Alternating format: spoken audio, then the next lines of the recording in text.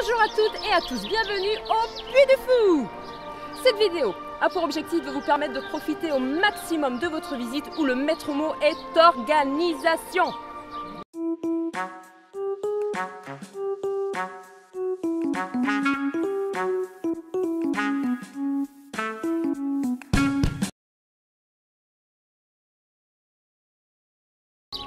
Avant tout, achetez vos billets à l'office de tourisme ou en ligne sur notre site internet, vous éviterez ainsi les files d'attente. Pensez bien à respecter le délai des 5 jours pour bénéficier des tarifs promo sur réservation. Si vous souhaitez assister à la ciné-ciné, contactez l'office de tourisme du Choletais même un mois avant votre venue. Il nous reste parfois des places, alors tentez votre chance.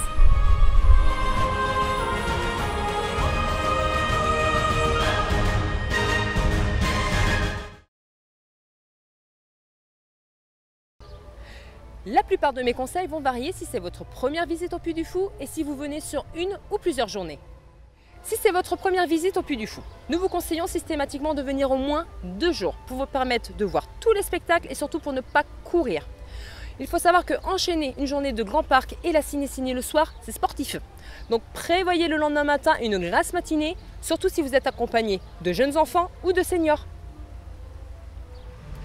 La veille de votre venue, allez sur le site internet du Puy du Fou et imprimez le planning des spectacles. Cela vous permettra de vous organiser à l'avance et de gagner du temps sur le terrain. Téléchargez également l'application du Puy du Fou sur votre portable. Elle vous sera des plus utiles sur place, notamment pour connaître les spectacles complets.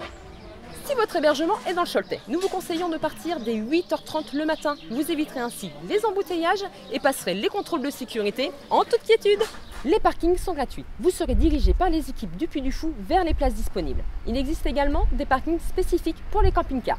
Ils sont gratuits en journée et payant uniquement de 1h du matin jusqu'à 7h pour 10 € par nuit. Suivant la localisation de votre hébergement, je vous conseille d'emprunter les routes de Mauléon, du Puy-Saint-Bonnet, de Saint-Christophe-du-Bois ou encore de Mortagne-sur-Sèvre. Vous éviterez ainsi les grands axes, notamment l'été, et vous profiterez par ailleurs d'un très joli panorama.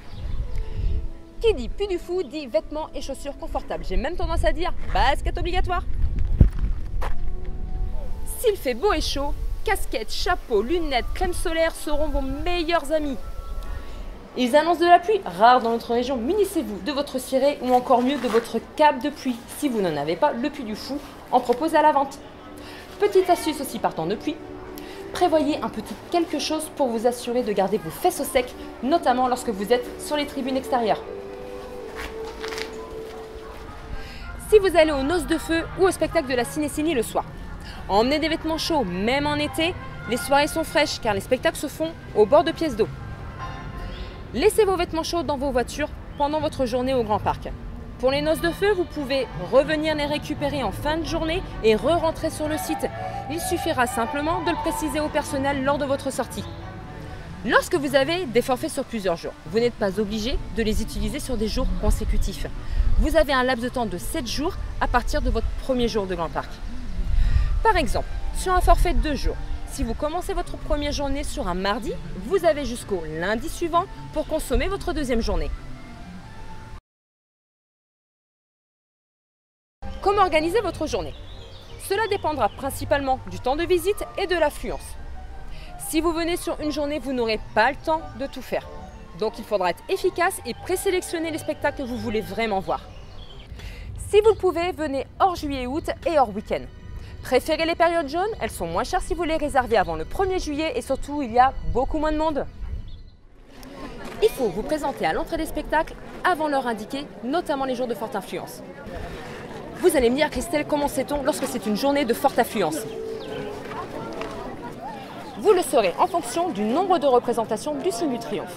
Une représentation signifie que c'est une journée calme et dans ce cas, vous pouvez vous présenter que 20 minutes avant la séance. 2 représentations, c'est minimum 30 minutes avant le spectacle.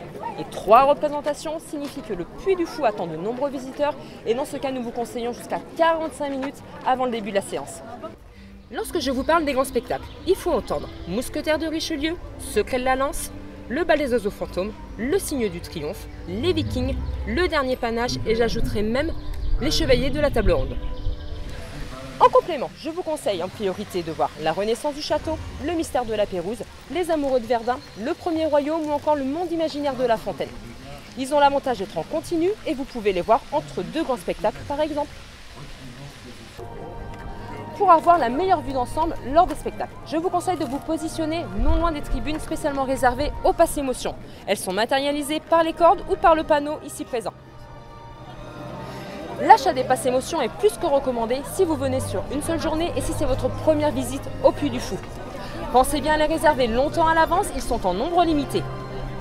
Les villages d'époque valent le détour. En plus d'être très bien faits et pédagogiques, vous retrouverez l'ambiance et les métiers d'antan.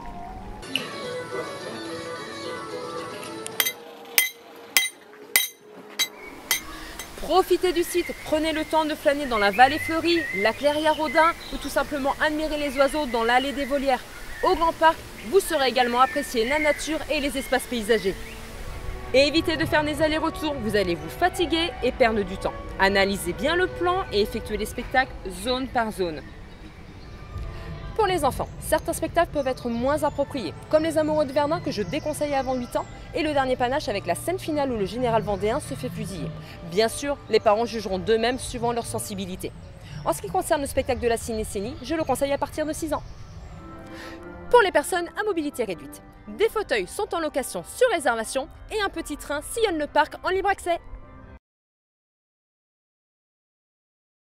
Restauration emportée, restauration sur place, restauration spectacle, vous avez de tout, partout, pour tous et pour tous les budgets.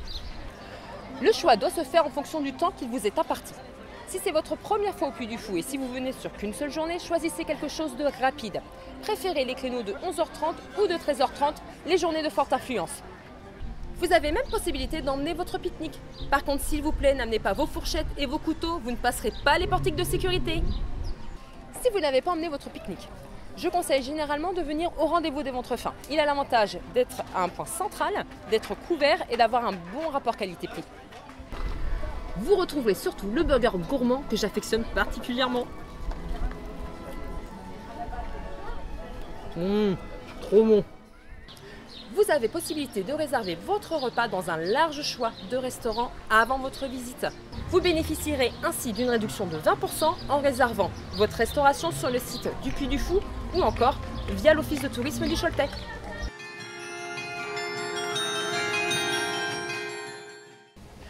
Vous êtes nombreux à vouloir être hébergés dans un des hôtels du Puy du Fou. Réservez dès le mois d'octobre, surtout si vous venez un soir de Cinécénie.